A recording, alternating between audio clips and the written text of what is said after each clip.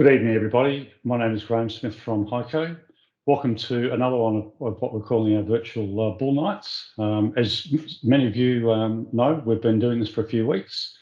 The purpose being is to ensure that Hico helps to facilitate our farmers receiving good information. And so tonight we have two bull companies, and we've got Agrigene commencing shortly, and they'll talk for about 30 minutes, and then following Agrigene, we have Worldwide Sires. For those of you that have been on before, you'll know that both companies in their time slot will talk for about 20 minutes. And then, as we've done previously, we'll have about 10 minutes of questions and answers.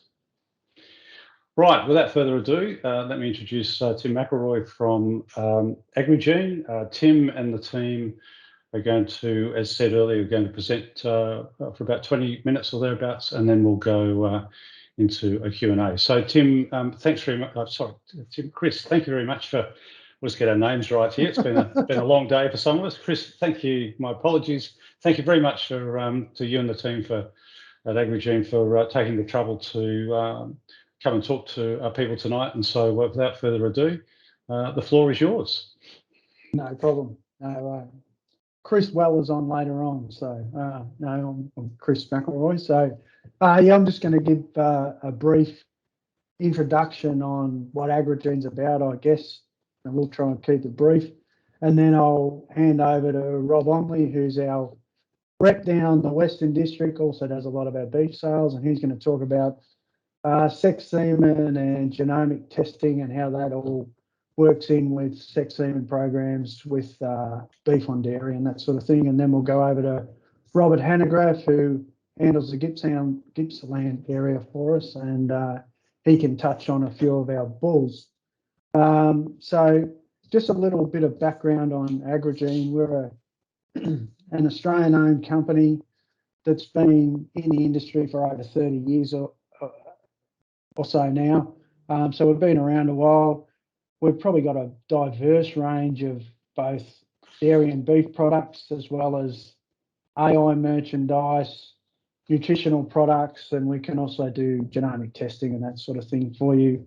I guess at the moment, in the current situation, we're extremely optimistic about the season we're having with the dairy industry in good shape, and the beef is just absolutely flying at the moment.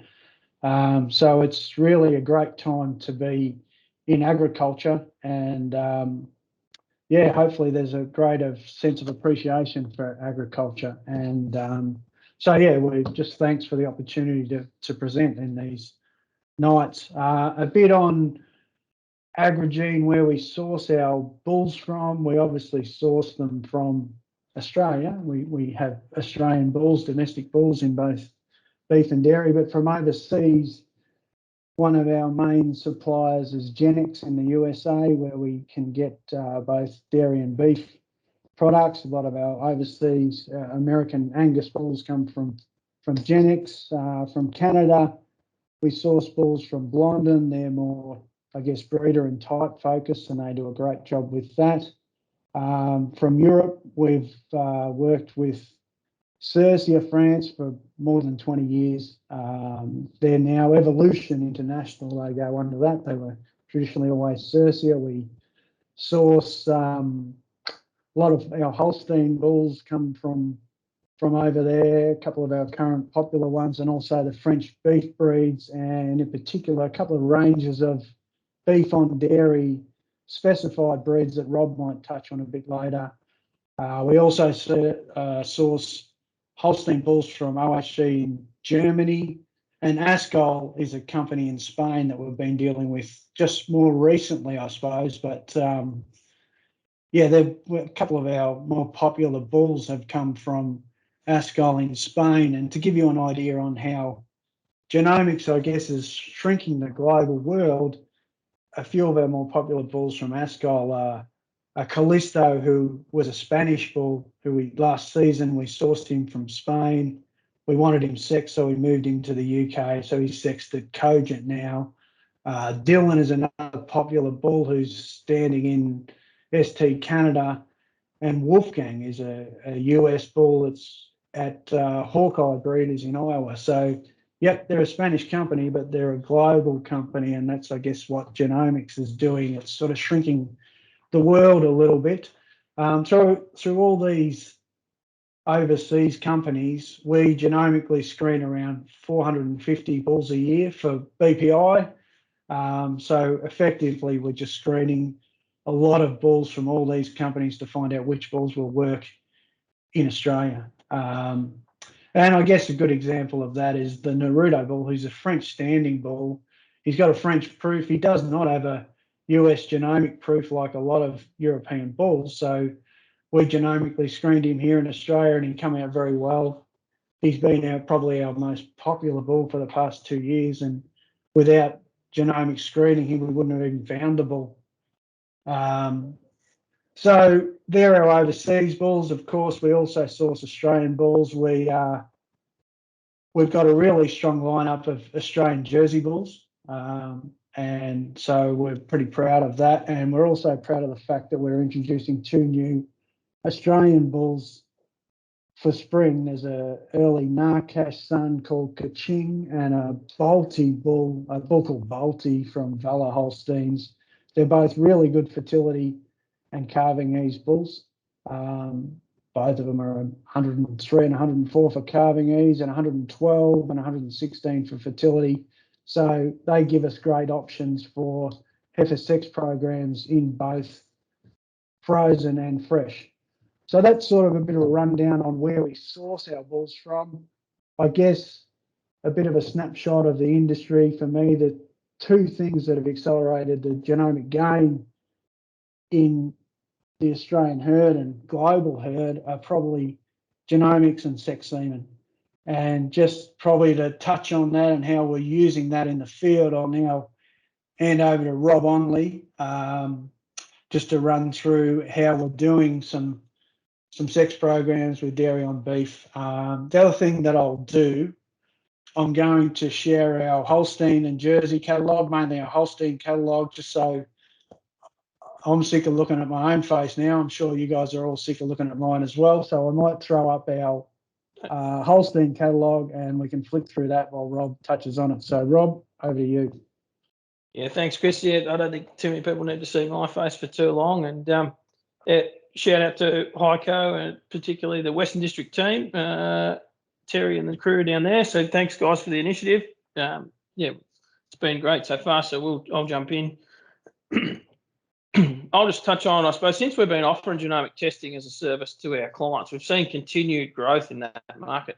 And now we're at a point where we're able to assist our clients with marketing options for even those heifers, outside of export boats and so on. So, like example, this week I had one of my clients. He sold 50 heifers. Some of those heifers are over 300 BPI, and he actually sold them to another client of mine who's going to test all his heifers and sell his bottom 50 to China. So it's probably, instead of those initial first 50 heifers going straight to China of 300 plus BPI, they're actually going to another farm, and then the bottom end of that lesser farm is going to China, which is better for our industry in Australia, and I think it's better for our clients.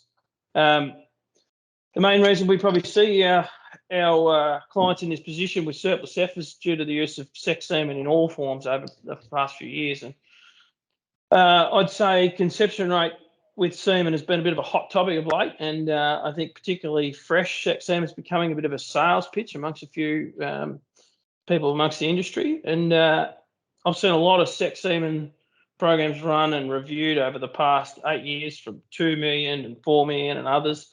And something that really continues to stand out for me personally, as well as my colleagues, is the individual bull variation that we see, and that's consistent across all products. And we've got bulls that we've seen like Naruto in the Holsteins and Medill in the Jerseys. Bulls that we've sold as frozen 2 million have actually outperformed bulls in fresh 4 million. So we really see that as something, that bull difference. If you find a bull that works for you, then keep using him in those sex programs. So the 1-2 punch for us is genomics and sex semen, and we start to see those problems of too many heifers, and that's where we can sort of bring in other options for you, like using beef on your bottom end for those guys, and that's that brings about numerous tools in that market as well, where we can use high semen fertility bulls. There's short gestation bulls in the beef world as well. I've got high muscle calving ease bulls like the inner and specific Charolais that have been developed by the French company that Chris spoke about. And we've had clients use those bulls and they've had calves so thick there was a client in Colac of mine. She sold heifers into the market, or heifers and steers into the market into Colac, and the agent thought they were 100% beef and sold them as that and got that premium in the sale yards there. So that was really exciting for them, you know, and to slip that one past the agent, I suppose. But I think it's a testament to using those bulls for specific purposes and getting what you want out of them. So, yeah, if you want to talk to myself or Robert Hanegraaff down in Gippsland about those specific tools that we can use to fine-tune your business and get the most out of it, we're more than happy to chat and love to talk to you about cows and all that sort of stuff as well. So while I mentioned Robert Hanegraaff, we might as well flick to him now, Rob, and let us know what's happening down in Gippsland. Yeah, You're on mute, big fella.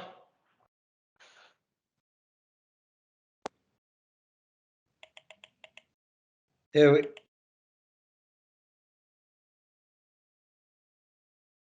Click it once.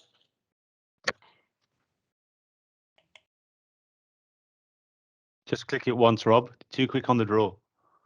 Stop now. Don't touch anything. there we Talk. go. Shotgun Sorry fingers. about that. Thanks, Rob. Yeah, up in Gippsland, probably two of the main bulls that have been really solid the last 2 or 3 years have been Narcash and Naruto. Narcash ran at about 4.5% above average for fertility last year on the Agrigene website. There are two bulls that tick a lot of the boxes. They're A2. They're black. And they probably work well in a herd side by side because they both do different jobs. Another bull that's been quite strong is a double pole bull called Magic Ball. He's been pretty solid up here, and he's 437 BPI, which is probably one of the higher double pole bulls on the market. Yeah, and as Chris mentioned before, Balti and Kaching are two young bulls that are going to hit the market as soon as they're producing semen in the next, hopefully, month. And they're up at around that 500 BPI and tick a lot of the boxes. A couple of bulls that have been solid the last few years is Delta Lambda. He's still sitting around that 400 BPI, but more of brooder type bull, and same with Dylan. He's been really solid up this area for your brooder type breeders. And on the Jersey side of things, we've got a couple of new bulls in Roulette and Taurus. Roulette being a Casino son and Taurus being a Mat son, both showing daughter fertility and strength. So that is another one. They're both over 100 for daughter fertility, and they're well above average on strength, which, you know, you add a little bit of strength to the Jerseys that are coming from overseas, and we've got them here now in Australia that are doing the job that the imports are doing, but suiting the Australian conditions a lot better. I don't know if Chris wants to touch on any of the other bulls, but yeah, it's probably a bull team we tend to put together rather than be given a heap of bulls to sell. We get to choose the bulls that come into the catalogue, and if they've got a market in the Australian system, we bring them in. Otherwise, if they're not suited to the system, we end up not getting them in, and that's from Chris and all the other reps around that we have a say in what we do bring in and what we feel would be marketable in Australia. Do you want to add anything to that, Chris? Or No, Rob? I don't think so. I think that's pretty much just a snapshot. We don't want to bore them with too many too many bulls. We've all got Yep. way too many bulls, I think, all companies. So that's fine. I'll have a bit of a brag, Chris, while we've got the spotlight. I will say that I probably think our Jersey team's probably, I might be a bit biased here, but I really think our Jersey team is probably one of the strongest teams around. It has been for a couple of years. And if you are in the Jersey breed and looking at options, it'd be remiss of you to not have a look at our catalogue, I think. Yep. Yeah, and adding to that too, Rob, I've heard of a farm, and we're going out there next week, that's got about 40 jet fighters, and the farmer was absolutely over the moon with them all. So it's a real positive to get a group of heifers that many. We'll go out next week and photograph them and film them and put them up on our local website. Share them with Hico as well so they can get amongst it. Yeah. Yeah. So that's probably us. Graham? Okay, Chris. Well, that's a great starting point. Short and sharp, and lots of enthusiasm, and whetted the appetite for some questions. We've got a bit of time. We've got 15 minutes, a good 15 minutes for questions. So, for those of you that have, and I can see a few have recently come online, don't be afraid to think about a question. This is often the feedback suggests this is often the most valuable, or certainly it's as valuable as listening to the first part of the discussion and presentation. So I'm going to hand over to Jared, who will begin to take us through some of the questions. Thanks, Jared. Thanks, mate. So first to the Agrigene boys, nice presentation. Thank you. Lovely to see Rob's absolute excitement when I think one of his colleagues mentioned the number of, is it jet fighter heifers that might be on the ground? Like, he was just like, oh, I've won the lottery. That's excellent. They're very good. So this man loves his work quite clearly. He's a local bull from down here, so we look after him. Oh, very good. I won't ask what that entails. That's excellent. Just a question. Are you finding customers are still wanting proven bulls? Any of you boys want to take that on firstly? I can probably take that one. Thanks, Chris. I think probably less and less we're getting asked for particular proven bulls. I think there's still a place for them, but it used to be that question, is this proven or genomic? I certainly don't get asked that much anymore, and those good genomic bulls with the strength and reliability of genomics are coming through as proven bulls. But I guess from you guys out in the field, are you getting that much where people are preferring one or the other? And Tim and Woodsy, you might jump in that too if you wanted to. I've found it probably in some of the really top line bulls like Lambda and that, you're getting a lot more people asking specifically of those because they are proven, they are doing the job. But generally speaking, I think a lot of farmers nowadays are looking for the better genomic bulls, and bulls, unless they're really at the top of the tree, aren't going on to become proven bulls because they've succeeded by better genomic bulls. Yeah, I'll have a quick crack. Where I see probably people looking for higher reliability than genomics is probably in calving these programs on their heifers. So not necessarily daughter-proven bulls, but certainly bulls with calves in their proof, so to speak, so that just solidifies that calving ease data, so we don't have any problems at that point. That's probably the most time I get asked for a proof, with calves on the ground on a bull, and maybe colour sometimes. Yeah, it's less and less chasing genomic or proven. That question doesn't come up as much, but we still like to keep a few proven bulls in the program and make sure in those size that we're using a few genomic and a few proven bulls with most of my clients, just to keep it balanced. And what about the split between conventional and sexed semen from your portfolio? What are you seeing, and what are you seeing in not just in terms of the numbers now, but in terms, I guess, the changes in the numbers over the last 2 or 3 years? Just continually growing, and I think we'll continue to see it to grow. It's just going up and up and up, sex semen all the time. Yeah, it's interesting. I think from my end down here on the ground, you see guys got excited about sex and wanted to use a bit of sex on their heifers, and that worked quite well. And things advance a bit as they get comfortable with it. They start to use a bit on cows, and then they go, "Oh, holy Moses, I've got to shed that's not big enough to handle all these heifer calves, and then they sort of change back a bit and they jostle around until they fine tune that system a bit. But that's probably the biggest problem we see is too many calves for the shed too early. But yeah, I think we're seeing a little bit more beef maybe used now in the bottom end as opposed to guys use and less conventional probably in cows at the minute. So it's interesting. And another question here, obviously with a view towards things like herd testing, do you think milking sheds with capable data collection points should be used to help prove the genomic bull's daughters? Robert, you're the most recent dairy farmer amongst us. You can take that one. I think those sort of sheds do have an advantage. I think a lot of the time you're getting data day to day, as long as it's processed right. I feel that, you know, there is an advantage towards those sort of sheds, yes. And can I ask a question? Again, this is just a question from me. Just in talking to some of the team around Currumborough and Warrigal, a lot of the dairy farmers there, some people are retiring, moving into beef, or people are coming onto the property, basically retiring the dairy infrastructure and moving into beef, maybe as a hobby farm or a bigger hobby farm. Are you seeing that in your day-to-day work? I guess my view was around that Warrigal area, but it could be anywhere in the state, of course, anywhere that's got that retirement belt that's got bigger and bigger, I suppose. Yeah, I am seeing a lot more. Like there is a lot of farms that are just shutting down and transferring to beef.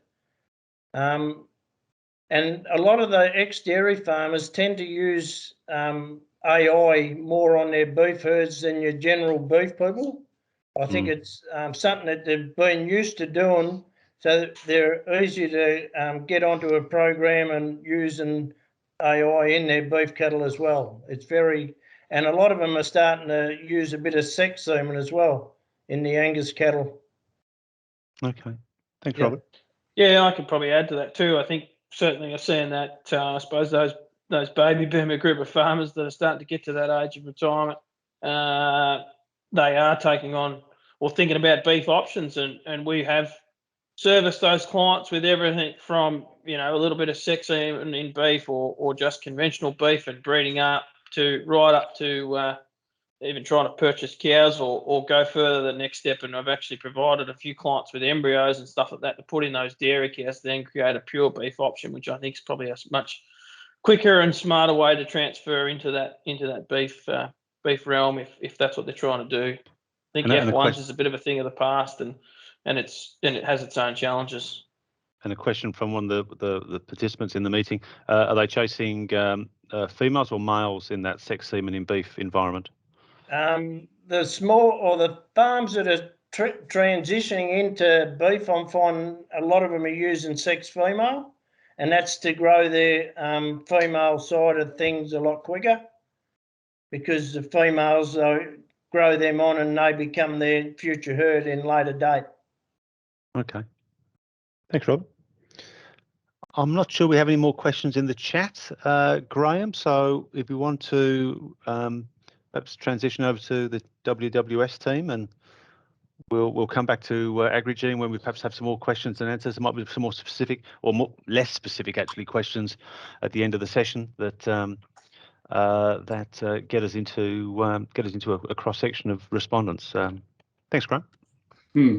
Thank you, Jared, and both to Chris, Rob, and Robert. Thank you very much. You've also tonight demonstrated both your knowledge, your passion for what you do, and I think that's one of the things that's really coming through with these sessions is we have a lot of knowledgeable people who are passionate about the industry, and that augurs well for the future. So as Jared said, particularly if we get some industry questions a little bit later on, we'll come back to Chris, Rob, and Robert. But just before I go on and introduce Jeff and his team from Worldwide SARS, let me just emphasise two things very quickly. One, particularly for those that have joined during the last 30 minutes, just to highlight that we are recording these sessions. You'll see that up on your screen anyway. But and they'll be we'll put those up on YouTube and send some links around to a range of people tomorrow. And later in the week. And we've been surprised at the amount of number of people that have gone onto YouTube in particular to view previous sessions. And so spread the word if you like what you're seeing, if you want to go back and view later on, or tell colleagues or friends that these sessions are available on YouTube, well then please do so. The other thing I just wanted to quickly add is that our sales team, the Hico sales team, is standing by. They will, particularly tomorrow, if you phone our 1800 number, which we'll put up near the end, but it is 1800 444 266, 1800 444 266. We'll put that up again later, just before we tell you what we're doing next week. So without further ado, let me introduce Worldwide Size and Jeff and his team. Jeff, again, thank you very much for agreeing to try something a bit different, certainly a bit different with Hico. We very much appreciate the effort and the time tonight. So similar format as with Agrigene. Welcome to you and the team. And as they say in theatre, the floor is yours. Thanks, Graham, and Jared and Terry and the rest of the team at Hico for the invite. Really appreciate it. It's a great initiative. I think as the COVID normal world we're living in nowadays makes these things a lot more challenging, especially getting in and out of farm gates and getting into different regions and even moving interstate. So it's fantastic that you're trying something different. So I think it's a credit to your organisation and yourselves. So my name's Jeff Wood. I'm the General Manager of Worldwide Size Australia. I've been in the industry 28 years, born and bred off a dairy farm, but yeah, been enjoying my career in the genetics industry. Just want to give a little bit of an introduction to the team that's going to be talking to you tonight, just quickly before we move into it, because we've got a few speakers to get through, so we're wary of time and forcing it through too much. But I'll speak a little bit about the company and give a bit of an update on who and where. Then Paul Quinlan, our Business Development Manager, will speak on our Cow Manager program. Tim Weller, our Marketing Manager, will speak on our genetic programs and strategies.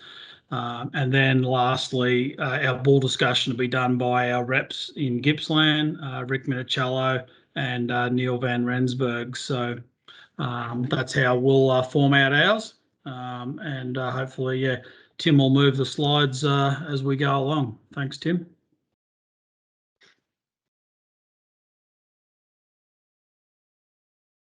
Not quite happening yet. So yeah, I'll just give a bit of a company overview. I think there's enough new faces within the Hico organisation as well, and probably enough dairy farmers in the region that are still getting to know us. But Worldwide Size Australia is an affiliate-owned business here in Australia. We're owned by Select Size Inc. in the US. Select Size is owned by 30,000 dairy farmers in North America, and we're the largest AI cooperative in the world. Worldwide Size is the marketing arm globally for Select Size, and basically markets the product in over 80 countries across the globe, Australia being one of them. The brands that you may be familiar with that we have, Select Size brand, Accelerated Genetics and Genovations. So that's the main stable of our product, but we're also moving into acquiring some bulls here domestically as well, in both dairy and beef. Worldwide Size Australia was established in 2013, about 8 years ago, with 10 employees, and we started from scratch. We represented over 200 years of industry experience, and we quickly grew our foothold to become the #1 market shareholder in Australia for dairy units and revenue. in the last 12 months. Did you just go back one slide there, Tim?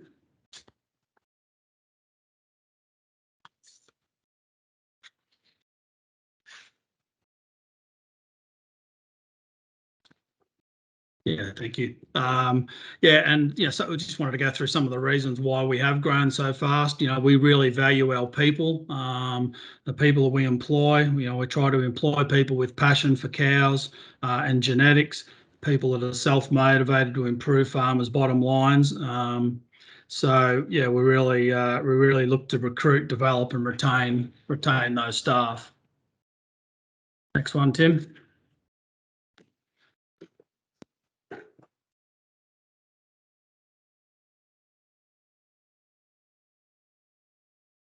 Product. Sorry, yeah, of back one, Tim. Sorry, I was going to talk about product. 8 years ago, we concentrated on delivering genetics with superior fertility. We're the #1 bull stud for SER, sire conception rate in the US. We concentrated on bringing a more moderate sized cow with strength and width to suit the Australian conditions. And push the envelope a little bit on daughter fertility while maintaining udders. The approach has been very successful for us, delivering former #1 bulls in Mookie and Banderas, and current #1 Jersey bull in Matt. Other top 10 bulls include Bob, Rambo, Chrome, Lemonhead, and bulls like Valentino and Oliver P that GA have marketed all come from our stable as well. Talking a little bit about our programs and the services that we offer. Cow manager Paul Quinlan's going to talk about that, so I won't say too much on that. Tim will talk about our genetic programs and strategy, and then the boys will talk about the bulls coming up after that. So without further ado, thank you for that, and I'll pass the baton over to Paul Quinlan. Excellent, thanks Jeff, and congratulations to Hico on putting the program together. It's sort of fitting that cow manager gets included in the presentation, given that over the years technology has been a little bit slow coming through for the dairy industry. There's been a lot of attempts by some of the major companies to bring affordable technology to the dairy industry, and when I came on board with Worldwide Sires, then certainly the cow manager and the cow monitoring system was a big attraction, and looking at that technology being cutting edge technology, new to the industry, based on the fact that I think people were fairly used to the older tech in the collars. To have this new technology come along was very exciting. Thanks, Tim. As we sort of tried to, I suppose, bring this technology to the market, it's a lot of dairy farmers. I've been in the industry quite a few decades now. I won't mention how many, but to introduce something simple for people to actually grasp and enjoy using. You find a lot of the older generation find that a little challenging, but with this technology, it's a simple technology that uses apps, which we're all accustomed to these days, and also simple and easy to read graphs that make it very, very simple for farmers to understand how their cows are performing within their herd. The health alerts, the heat alerts are all invaluable with the current and more modern dairy farms. So we've got a short, rather than hear everyone speak all the time, we've got a short video we'll play now, which gives you a little bit of an overview of what Cow Manager and how it actually works.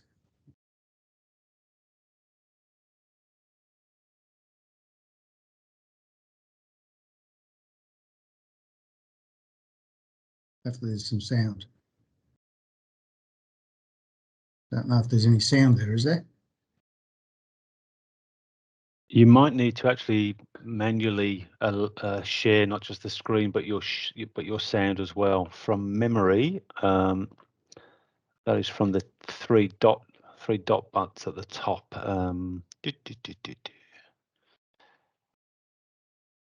Actually, I can't see where that is. David, are you able to provide assistance here? I'm just looking at that now. You got it sorted? Okay. Try again.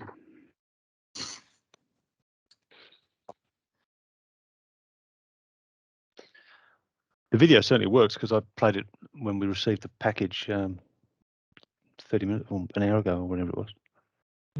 Okay, well, we might give that a little skip and move on to the next slide rather than dwell on that. And we'll just step through quickly the some of the features of Cow Manager and what it offers. You know, it combines the air temperature with the other assets that Cow Manager technology brings in the fertility side of things, which is important, health alerts and also nutrition. It's the only system that actually offers a temperature monitoring of cows. No other technology in Australia provides that in their product. You maximise your heat detection, and when we talk about technology moving forward, sex semen was one of those things that became I suppose a product that everyone wanted to utilise, but was a bit nervous about the conception rates. Certainly, products such as Cow Manager offers a lot of accuracy, as you can see there, 98% accuracy when it comes to heat detection. It's a user-friendly app. I mentioned that we have an app plus a PC application. It's a quick and easy installation. It's as simple as tagging cows. We piggyback the sensor on the NLIS tag, or if you don't want to use the NLIS tag as the product that we put the sensor on, we actually have blank tags as well we can use. We're continually enhancing the software because it's a cloud-based, which is another thing that everyone talks about. We have a very good programming group in the Netherlands that actually provide all the support for the system as well. So the payment side of it, it's a very affordable system to actually start with, and you can utilise the software package on a monthly or quarterly or an annual basis. And the payback's very fast, and it just depends on the individual's farm operation. I think that might cover it off. The next slide just gives you a bit of an example of a couple of the graphs that you might see, which come from fertility, the eating, the rumination, the transition, which is the bottom middle one as well. So that just gives you a bit of a quick snapshot of a few of the graphs that are available to farmers that utilise this technology. That's it. Thank you. Thanks, Paul. Yeah, sorry, I could hear the volume and the noise of the video loud and clear on my end, but anyway, apologies to everyone, that couldn't happen. I may or may not know some of you. Since Paul started a number of decades ago, I started my career in the AI industry at what was South Gippy AB about 20 years ago, back in April. So yeah, I guess it then turned into GHI and then turned into what we know now as Hico. So I guess a bit of full circle in tonight's presentation, but done a little bit on, I guess, our genetic programs, not our genomic programs, but genetic programs. And I guess one way we look at this, we stole some of this data from Agrigene and what they've put together out of the Ellenbank herd. But I guess every herd has a top, a middle, and a bottom percent of cows. And basically those top cows are outperforming the bottom cows by more than enough. And I've lost my screen for some reason. Have lost are outperforming those bottom cows and basically pay for those. And in the Ellenbank herd, we basically see nearly a $400 benefit to those top cows compared to the bottom cows. And I guess, yes, there's more fat and protein, as you can see there, but becoming pregnant 61 days earlier is a very hard thing to put an exact dollar number on, because it's probably different in every herd, but it's a huge, huge impact there, ranking those cows on BPI. So at Worldwide Sires, we look at what we do is basically not delivering semen to customers, but we're trying to deliver a genetic package. And a part of that is you need a genetic strategy. So one of those is working out what your strategy is, what your breeding goal is, what your direction is that you want to go. And to understand that better, I guess you need a way to rank those animals. We can do that through programs like WMS that I'll delve into a bit later on. You could use a parent average of their genetics. You could do genomic testing. You could use individual herd data. All of those things we can roll back into our WMS program, rank those animals for you. And as Agrigene mentioned earlier there, I think Rob mentioned about using sexed and conventional and beef and a combination of those things. So we need to rank those animals to do that. In order to understand what we've got, I guess we need to calculate what number of animals we actually need to make the herd work, how many replacements we need. So how many are we going to make that are top end animals, and how many do we need to just make to maybe export or turn into beef for a different income source? In that, we need to create a long-term plan, how we're going to do this, who's going to be part of our team. And I guess everything becomes a team approach, whether it's a person individually linear scoring at cows, whether it's Paul or Chris coming in on cow manager, whether it's Chris again or a local rep helping with what we call global dairy solutions, which is repro support and all that sort of side of the thing. We then need to understand how we're going to choose the genetics, which is a part of understanding that index at the start and our direction. We could do that on a number of the already individualized index, whether that's BPI or TPI or net merit, or we can create our own individual index to look after your herd. And then I guess we need to basically put all these goals into plan, put our plan into action, and work through how we're going to do that. And I guess when we work out how many animals in the herd get sexed, how many get conventional, how many get beef, or which combination of that we want to do, how many heifers, how many beef we want to create, I guess we've got to work out which cows get which animals, which size, and so forth. And the best way we know of doing that to, I guess, get what we call the gold standard is by doing that through a program called WMS, Worldwide Mating Service. So it's something that's run in over 70 countries around the world, 70 million cows in Australia. There's 4 of us that do the majority of evaluations. Jeff and myself are 2 of those, Amy that's on the call, and Mark who's holidaying somewhere in WA at the moment. And between us is over 100 years of experience in the industry. We do around 90,000 cows manually mated each year, on all 17 linear traits, which is something very different to what most of our competition offer. Probably the biggest in-depth part of that program handles for us is a topical thing, haplotypes, recessives, and follows inbreeding back 10 generations to make a custom herd. And I guess in doing that, to try not to go too long in our time here, the Hellenbank herd, we notice there's an orange line there, which is the industry breed average moving forward for BPI in that herd, and you can see that going pretty steady. About 2018, Peter Williams from Agrigene decided if this is one of our feature herds, we need to step the genetics up a bit here. You can see the grey line of the herd going right up. And then you see that when you do different approaches, whether it's a targeted mating approach, just using high-end semen or just using the traditional normal bulls that everyone's buying, you see the outcome where those animals end up to. Moving then on to individual genetics, I'll pass over to Rick.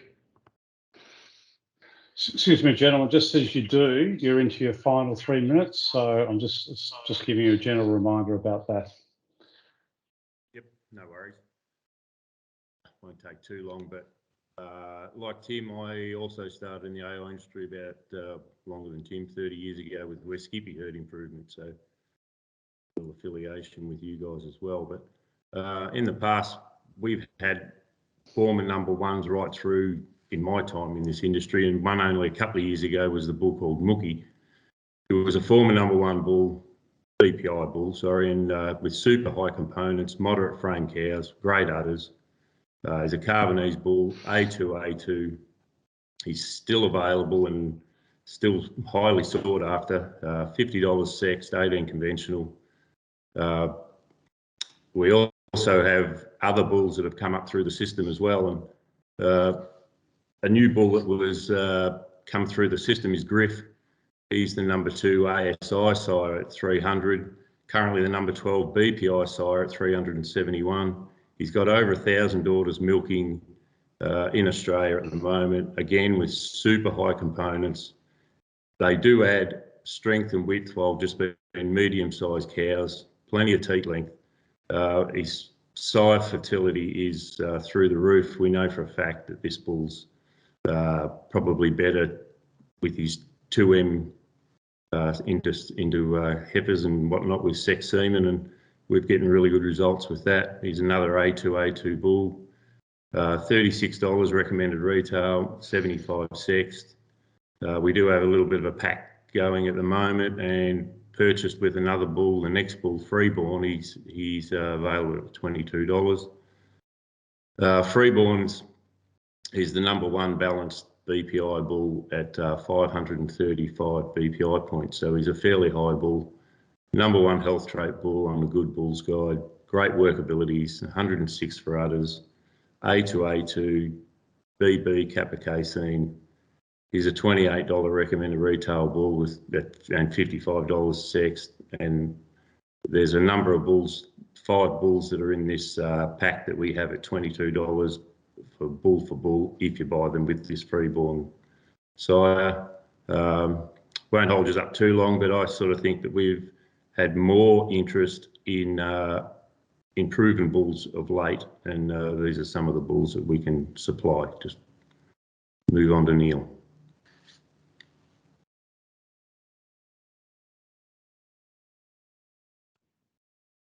Can you guys hear me there? Good Guys, evening. you've got about 2 minutes left, so I'm Yeah. sorry, you are going to have to go quickly because I do want to do some questions and we have to finish at 8:32. So I'll throw it back to you. Yeah, thanks, Graham. Yeah, I'll just pop in. First of all, thanks for this innovative way of communication.